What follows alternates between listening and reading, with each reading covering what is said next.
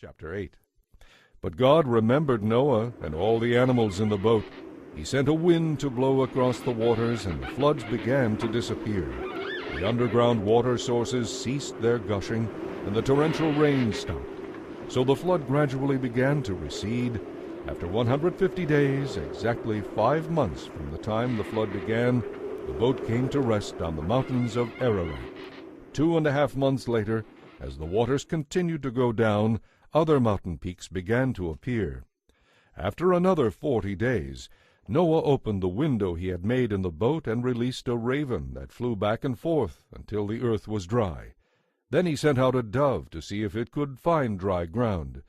But the dove found no place to land because the water was still too high. So it returned to the boat, and Noah held out his hand and drew the dove back inside. 7 days later, Noah released the dove again. This time, toward evening, the bird returned to him with a fresh olive leaf in its beak. Noah now knew that the water was almost gone. A week later, he released the dove again, and this time it did not come back. Finally, when Noah was 601 years old, 10.5 months after the flood began, Noah lifted back the cover to look. The water was drying up.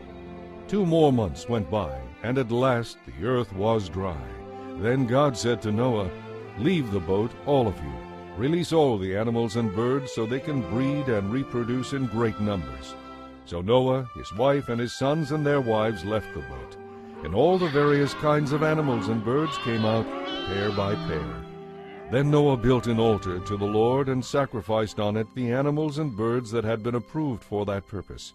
And the Lord was pleased with the sacrifice and said to himself, "I will never again curse the earth, destroying all living things, even though people's thoughts and actions are bent toward evil from childhood. As long as the earth remains, there will be springtime and harvest, cold and heat, winter and summer, day and night.